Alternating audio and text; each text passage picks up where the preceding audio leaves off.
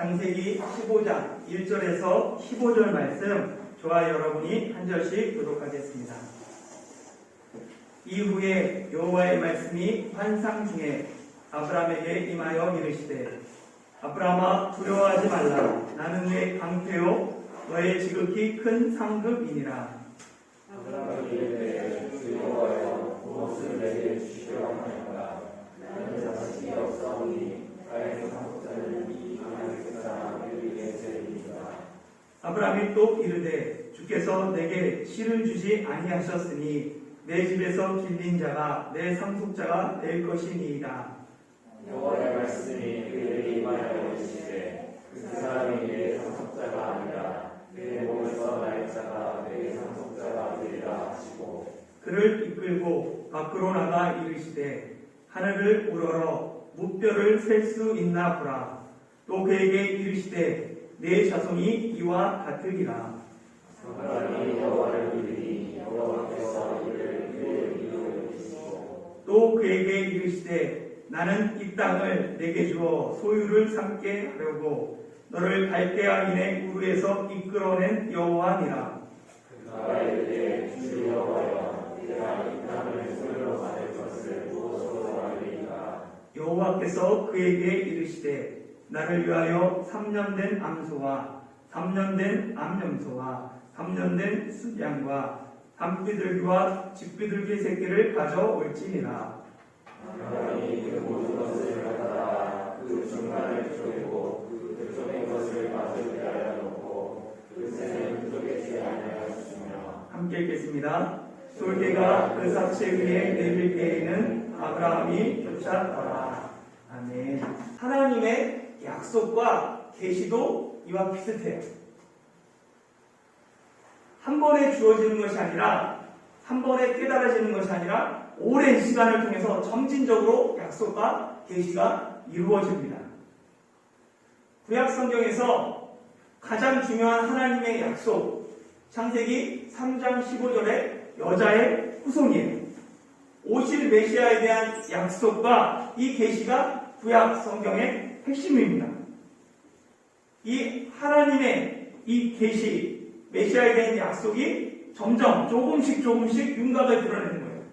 그래서 창세기 15장에 더 윤곽을 드러내고 의미를 알 수 없는 점들과 선들이 이어져 어느 순간에 예수님의 얼굴이 되고 구약의 여러 단서들이 연결되어서 신약의 예수 그리스도로 나타나십니다.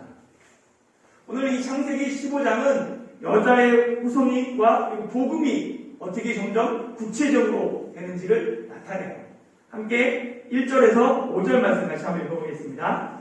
시작. 이후에 여호와의 말씀이 환상 중에 아브라함에게 임하여 이르시되 아브라함아 두려워하라. 나는 내 방패요 너의 지극히 큰 상급이니라. 아브라함이 이르되 주 여호와여 무엇을 내게 주시려 하나이까. 나는 자식이 없사오니 나의 상속자는 이 다메섹 사람 엘리에셀이니이다. 아브라함이 또 이르되 주께서 내게 씨를 주지 아니하셨으니 내 집에서 들린 자가 내 상속자가 될 것이니라. 여호와의 말씀이 그에게 임하여 이르시되 그 사람이 내 상속자가 아니라 내 몸에서 날 자가 내 상속자가 되리라 하시고 그를 이끌고 밖으로 나가 이르시되 하늘을 우러러 무뼈를 셀 수 있나 보라. 또 그에게 이르시되 내 자손이 이와 같으리라. 아멘. 창세기 15장은 이후에로 시작합니다. 이유가 언제냐면 창세기 14장에서 아브라함이 롯을 구출한 그 사건 이후에요. 아브라함이 포로로 잡혀간 이 조카 롯을 구하기 위해 집에서 기른 가신 318명을 데리고 가나안 북쪽 단까지 쫓아가서 밤에 몰래 한바퀴에 가신들을 나눠서 북방 4개국 왕의 연합군을 기습 공격합니다. 그래서 승기를 잡은 아브라함이 담에서 근처까지 쫓아가서 포로들을 구출하고 빼앗겼던 모든 재물을 되찾아오죠. 전쟁에서 승리하고 이 개선하는 아브라함을 소돔 왕과 살렘 왕이 영접합니다. 소돔 왕은 아브라함에게 재물을 받으라 라고 말하며 북이 여호와를 제시해요. 반대로 살렘왕 멜기세덱은 모든 것이 하나님의 은혜다라고 말하면서 하나님을 찬양합니다. 이 살렘왕을 통해서 아브라함은 이 전쟁에서 승리한 것 나의 힘과 능력이 아니라 오직 하나님의 은혜다라는 것을 깨달아요. 그래가지고는 소돔왕을 통해서 부자가 되는 것을 거부하고 10분의 1을 구별해서 멜기세덱에게 드립니다. 이 사건 이후에 아브라함에게 두 마음이 있었던 것 같아요. 첫 번째는 뭐냐면 두려움입니다. 아브라함이 비록 전쟁에서 승리했지만 북방 왕들이, 그 강력한 왕들이 언제 다시 반격해올지, 공격해올지 몰라 두려워하고 있었습니다. 그래서 여호와의 말씀이 환상 중에 아브라함에게 임하셔서 얘기하는 거예요. 아브라함아, 두려워하지 말라. 아브라함이 롯을 구출한 이후에 북방 왕들의 공격을 두려워하고 있지 않다면 하나님이 이렇게 나타나셔서 말씀하실 필요가 없습니다. 그런데 하나님이 나타나셔서 아브라함아, 두려워하지 말라. 나는 내 방패요 라고 말씀하시죠. 방패는 전쟁에서 적의 공격을 막기 위한 거예요. 방어하기 위한 거예요. 그러니까 이 말은 뭐냐면 내가 하나님이 북방 왕들의 공격을 막을 테니 아브라함아 너는 두려워하지 말라라는 의미인 거죠. 엘리야는 바알 선지자 450명과 아세라 선지자 400명을 갈멜사르로 불러다가 대결을 벌입니다. 이 대결에서 엘리야가 승리하죠. 그러나 승리 후에 바로 북이스라엘의 왕비였던 이세벨이 엘리야를 죽이겠다라고 공언합니다. 이에 엘리야는 승리를 다 잊어버리고 두려움에 빠져서는 북이스라엘 국경을 넘어서 남유다 지역으로 도망쳐요. 북이스라엘을 떠났음에도 이 불안했던 이 엘리야는 안심하지 못하고 아예 광야로 들어가서 그곳에서 하나님께 죽기를 구합니다.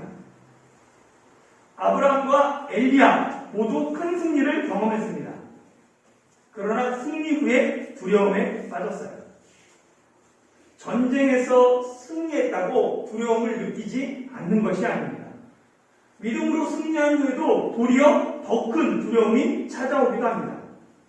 믿음의 사람이라고 항상 담대하지 않아요. 때로 현실은 우리에게 여전히 두려움으로 다가옵니다. 주일 예배를 통해 하나님의 은혜를 경험하고 결단하지만 예배당 밖의 현실은 장벽처럼 우리를 둘러쳐서는 우리를 두려움에 빠지게 합니다. 바로 그때 필요한 말씀이 두려워하지 말라. 하나님이 내 방패가 되신다는 말씀입니다.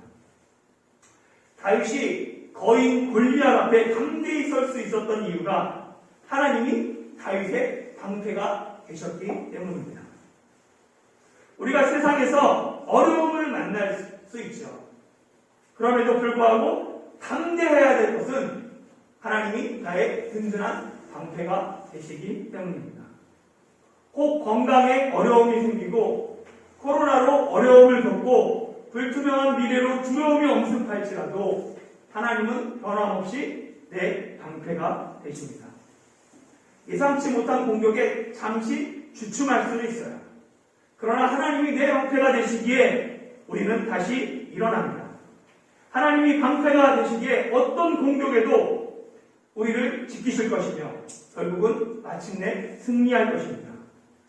두려워하지 말고 하나님이 내 방패가 되심을 믿으시기를 바랍니다. 전쟁에서 승리하고 돌아온 이 아브라함의 첫 번째 마음이 두려움이었다면 두 번째 마음은 소돔 왕의 그 재물을 거절한 것에 대한 아쉬운 마음이었습니다. 전리품은 전쟁에서 승리한 사람의 당연한 권리입니다. 소돔 왕도 이 모든 물건은 아브라함에게 가지라라고 제안했어요.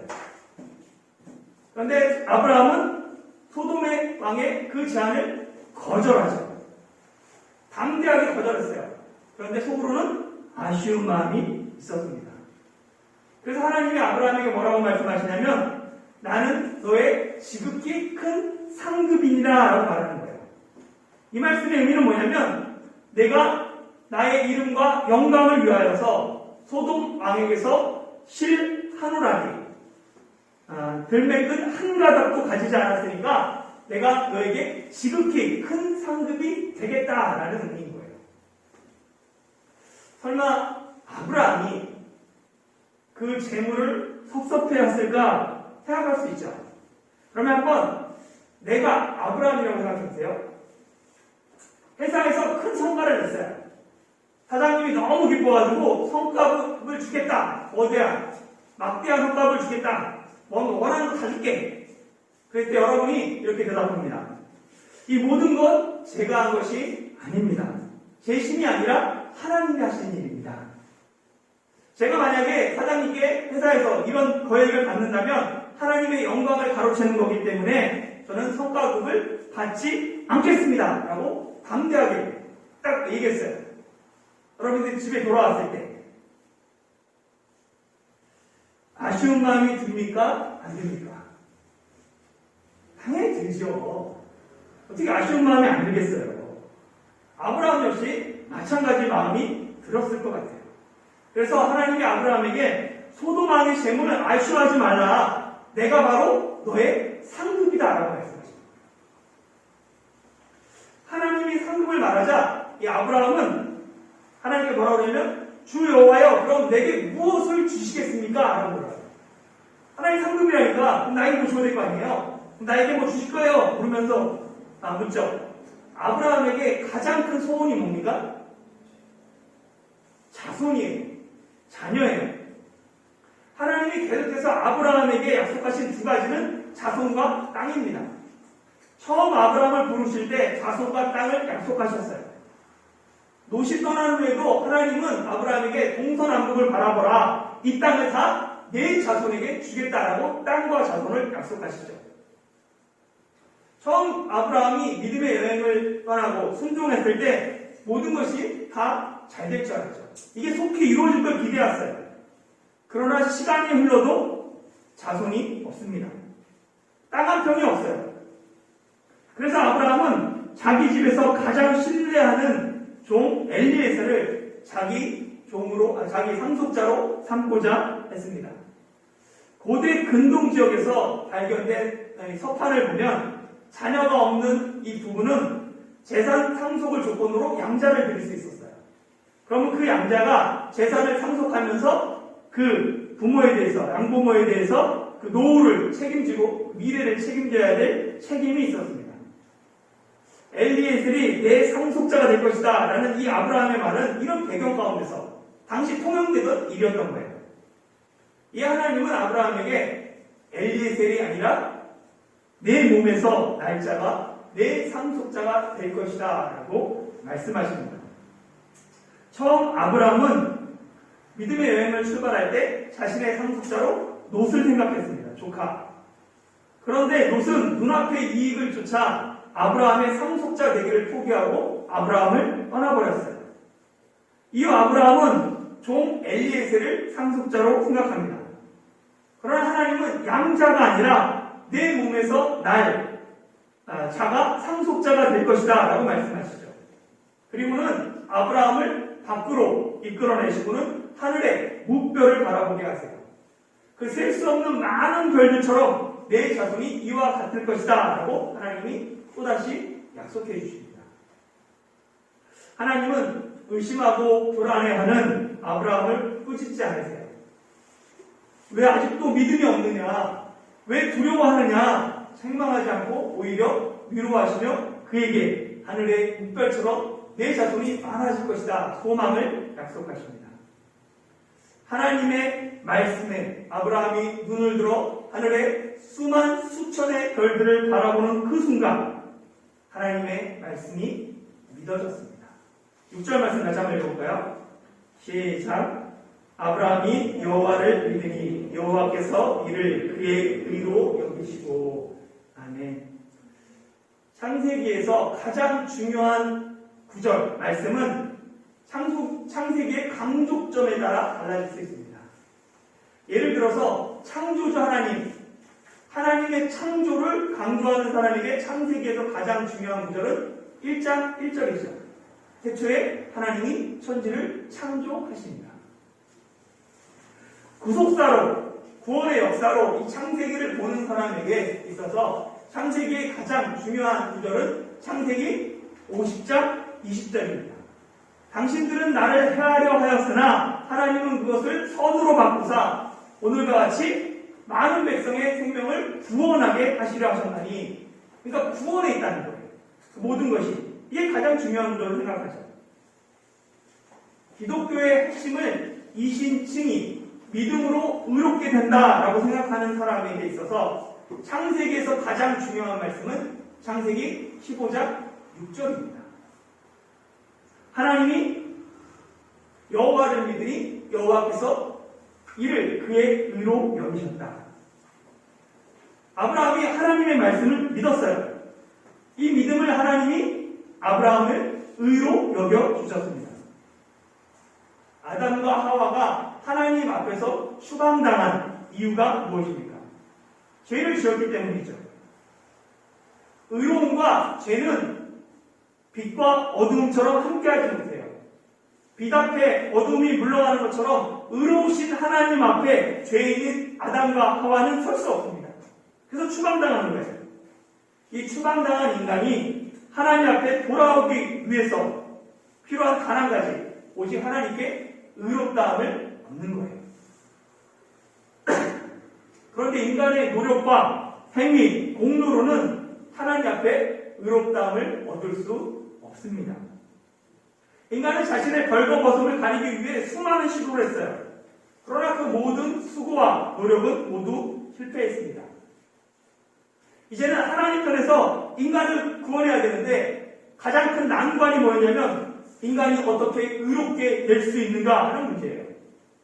이 문제를 해결하는 방법, 처음으로 말씀으로 기록된 것이 창세기 15장 6절입니다. 아브라함이 여호와를 믿으니, 행위가 아닌 믿음으로 아브라함이 하나님께 의롭다함을 받았습니다. 아브라함이 믿은 것은 무엇일까요? 아브라함은 하늘의 별처럼 내 자손이 많아질 것이라는 하나님의 약속, 자손에 대한 약속을 믿었습니다. 이 약속이 창세기 속에서 보면 아브라함의 아들 이삭이죠. 그러나 성경 전체에서 보면 이 약속의 아들이 하나님의 아들 예수 그리스도입니다. 그러니까 아브라함이 하나님 앞에 의롭다함을 받은 것은 하나님의 약속, 자손에 대한 약속, 오실 메시아, 오실 그리스도를 믿었기 때문입니다. 그러니까 아브라함 역시 예수님을 믿음으로 의롭다함을 받았다는 거예요. 예수님은 신약시대, 신약 성도들에게만 주어진 것이 아닙니다. 신구약 성경은 언제나 동일하게 오직 예수님을 믿음으로만 의롭다함을 얻을 수 있다라고 증언합니다. 하나님은 이 자손의 약속을 믿은 아브라함을 의로 여기시고 그에게 뭐라고 하냐면 이 땅도 주겠다, 땅을 주겠다라고 약속하세요. 이에 아브라함은 땅의 증거를 요구합니다. 7절부터 11절 같이 읽어볼게요. 시작. 또 그에게 이르시되 나는 이 땅을 내게 주어 소유를 삼게 하려고 너를 갈대아인의 우르에서 이끌어낸 여호와니라. 그가 이르되 주 여호와여 내가 이 땅을 소유로 받을 것을 무엇으로 알리이까? 여호와께서 그에게 이르시되 나를 위하여 3년 된 암소와 3년 된 암염소와 3년 된 순양과 산포기들과 지푸들기 새끼를 가져올지니라. 아브라함이 그 모든 것을 가져다가 그 중간을 쪼개고 그 쪼갠 것을 마주 대하여 놓고 그 새는 쪼개지 아니하였으며 솔개가 그 사체 위에 내릴 때에는 아브라함이 쫓았더라. 아멘. 믿음은 증거를 요구할까요? 증거가 없어도 될까요? 예수님이 나의 죄를 위해 십자가에 돌아가셨다가 3일 만에 부활하셨다는 것 여러분은 어떻게 믿을 수 있습니까?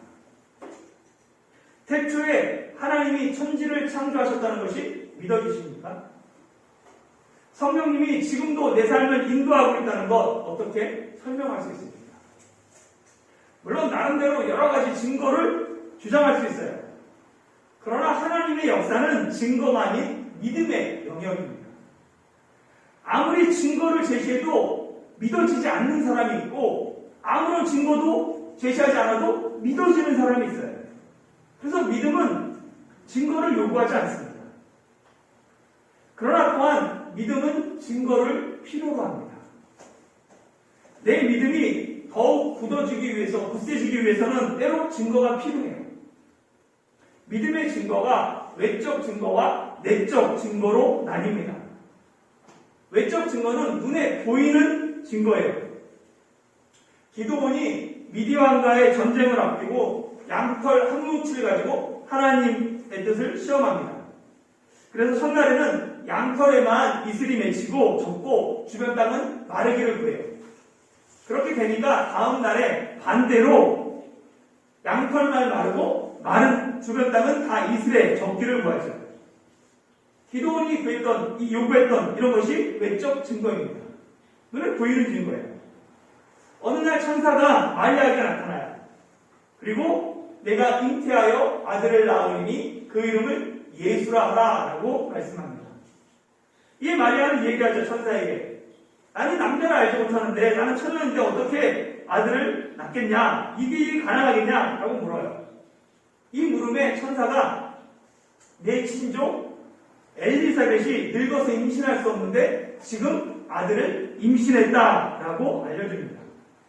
마리아가 천사에게 증거를 요구하자 천사가 엘리사벳의 임신을 증거로 제시하는 거예요. 그래서 마리아가 엘리사벳 집에 가서 엘리사벳이 임신한 것을 확인합니다. 마리아도 기드온도 눈에 보이는 외적 증거를 구했고 그것을 보여줬어요. 이와 달리 내적 증거는 보이지 않는 내적 확신입니다. 이 확신은 성경 말씀과 성령님으로 통해서 확신이 그 근거예요. 성령님의 확신이. 외적 증거와 달리 이 내적 증거는 밖으로 드러나지 않아요. 잘 몰라요. 평소에는 잘 모르는데 고난과 환난 앞에서 분명하게 드러납니다. 박해 앞에서 순교하면서까지 믿음을 지켰던 사람들의 특징이 내적 증거가 분명했기 때문이에요. 기독교는 이 밖으로 드러나는 외적 증거보다 내적 증거를 통해 세상을 변화시켰습니다. 예수님은 외적으로 화려하고 웅장한 예루살렘 성전이 아닌 볼품없고 미련하고 약하고 천하고 멸시받고 무엇 하나 내세울 것 없는 우리를 성전 삼아서 하나님의 성전이 되게 하셨어요. 외적 증거보다 내적 증거가 더 중요합니다. 비록 지금은 아브라함이 하나님의 증거를 요구하지만 훗날 이삭을 번제로 드릴 때는 아브라함이 하나님의 증거를 요구하지 않습니다. 증거와 무관하게, 외적 증거와 무관하게 하나님이 죽은 자를 살릴 것이다 라는 내적 확신이 있었기 때문입니다. 우리의 믿음은 어디에 위치해 있습니까? 덮어놓고 무조건 맹목적으로 맹신하는 그것보다는 차라리 외적 증거를 구하는 것이 더 좋죠. 더 나아가 외적 증거가 없을지라도 내적 확신의 관계가 더 성숙한 믿음입니다. 어린아이 신앙이 아닌 장성한 믿음의 분량으로 성장해가는 타이중 한국교회가 되길 소망합니다. 하나님은 아브라함이 증거를 요구하자 아브라함에게 외적 증거, 언약식을 준비시켜요. 그래서 필요한 짐승들을 준비하게 합니다. 고대 유목민들은 짐승을 둘로 쪼개서 양쪽에다 마주해 놓고 계약의 당사자가 이 두 조각 사이를 지나감으로 언약을 체결했습니다. 이렇게 체결된 언약은 죽음을 각오하고 지켜야 했어요. 누구든지 언약을 어기면 둘로 쪼개진 이 짐승처럼 죽음을 당할 것이다 라는 그 맹세였습니다. 하나님과 아브라함이 이 맺은 언약식에 대해서는 다음 주 이어서 설교하도록 하겠습니다. 사랑하는 성도 여러분, 혹 지금 내 상황이 불안하고 두려운 상황이십니까? 두려워하지 마십시오. 하나님이 내 방패가 되십니다. 원수의 어떤 공격에서도 하나님이 나를 지키실 것입니다. 혹 놓친 기회를 후회하며 속상해하고 계십니까? 세상이 우리를 구하게 하는 것이 아니에요. 오직 하나님이 우리의 상급 되심을 믿으시길 소망합니다. 아브라함은 하나님의 말씀을 따라 75세에 고향과 친척과 아버지의 집을 떠났어요. 그리고 수년이 흘렀습니다. 그동안 아브라함이 얻은 것이 무엇입니까? 세상 눈으로 보면 여전히 아브라함에겐 자손이 없어요. 땅 한 평도 없습니다. 그러나 믿음의 눈으로 보면 아브라함은 하나님께 의롭다함을 얻었어요. 하나님께 의롭다함 얻는 것, 세상의 눈으로 보면 보잘것 없어 보입니다. 그러나 하나님께 의롭다함을 얻은 것이 세상에서 가장 복된 것입니다.